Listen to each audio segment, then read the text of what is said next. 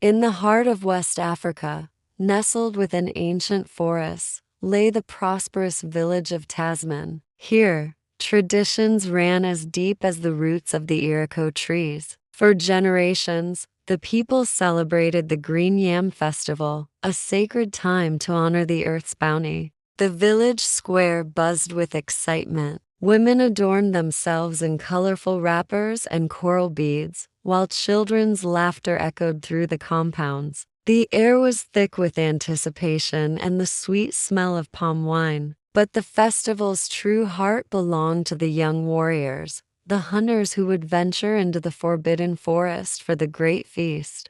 Among them was Obiagah, the finest hunter in all of Tasman. Tall and strong, he was admired by all. His wife, Adanna, watched him prepare, her belly swollen with their first child. "Promise me you'll be careful," she whispered, placing his hand on her stomach. Obiagah smiled. "I have more reason than ever to return safely. Our son will need his father to teach him the ways of the hunt." "Or daughter," Adanna corrected with a gentle laugh. "Or daughter," he agreed, kissing her forehead. "A strong child who will make us proud." At dawn, 20 young warriors assembled. The king's herald blessed them with incantations and libations poured to the ancestors. "May Amadiah protect you," the elder priest called out. "May the forest spirits guide your arrows true." The crowd erupted as the hunters, led by Obiagah, marched into the forest. For 3 days, they tracked deeper into territories their fathers had warned them about. The hunting was almost too good. Their baskets overflowed with meat. "We should turn back," said Adanna, Obiagah's closest friend. "Something feels wrong here." Obiagah looked at the darkening sky. Strange birds circled overhead. "You're right," he said. "Tomorrow at first light, we head home." But that night, as the hunters slept, the earth began to tremble. "Wake up," Obiagah shouted. "Something's coming." A massive bull elephant, larger than any creature they had ever seen, burst through the trees, its eyes blood red with rage. Behind it, a whole herd stampeded in blind fury. The hunters scattered. "Run!" Obiagah screamed. "Leave everything. Run!" Men fell, their screams drowned by the elephant's trumpeting. Adanna tripped. Obiagah reached for his friend, their fingers touching for a moment before the herd swept between them. He watched in horror as his best friend disappeared. Only one young warrior, a boy named Chidi, survived, running through the night until he burst from the forest at dawn, his eyes wide with trauma. The village knew something was wrong the moment Chidi stumbled into the square. "The hunters," he gasped, "all dead. The elephants. They killed them all." A wail rose from the crowd. Adanna stood frozen. "Obiagah?" she whispered. Chidi shook his head, tears streaming down his face. The scream that tore from Adanna's throat was inhuman. She clutched her stomach as pain ripped through her, not just grief, but labor. They carried her to the birthing hut. With one final push, she brought her son into the world. The baby's cry was strong, fierce, alive. But Adanna smiled only once before her eyes went distant. "Obiagah, I'm coming."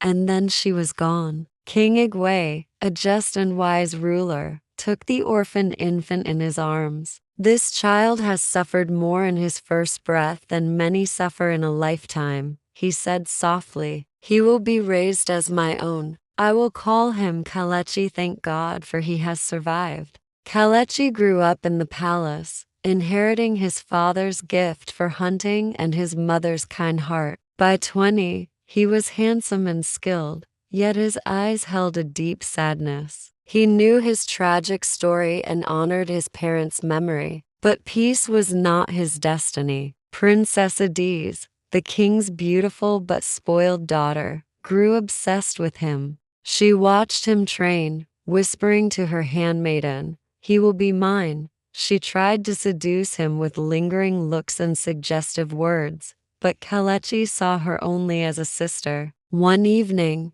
She confronted him in the gardens. Why do you avoid me? I respect the boundaries between us, princess. What if I don't want boundaries? She purred, moving closer. Kelechi stepped back, pained. Princess Adaeze, you honor me, but I cannot. You are like a sister. This is not right.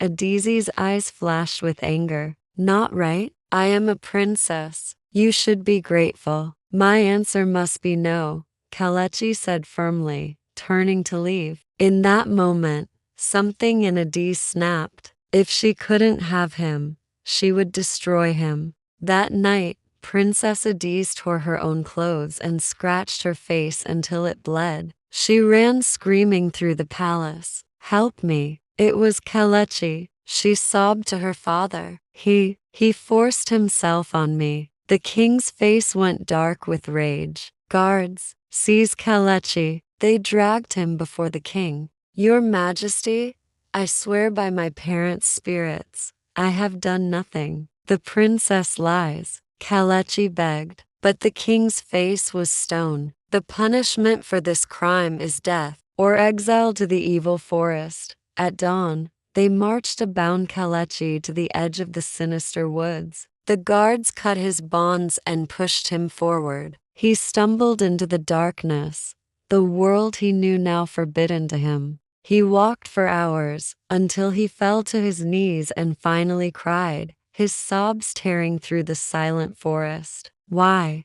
He screamed at the sky. What did I do to deserve this? Only silence answered. As he curled up, expecting to die, something stirred in the shadows. Glowing eyes appeared between the trees, surrounding him. Kelechi had no strength left for fear. If you've come to kill me, he whispered, then kill me. I have nothing left.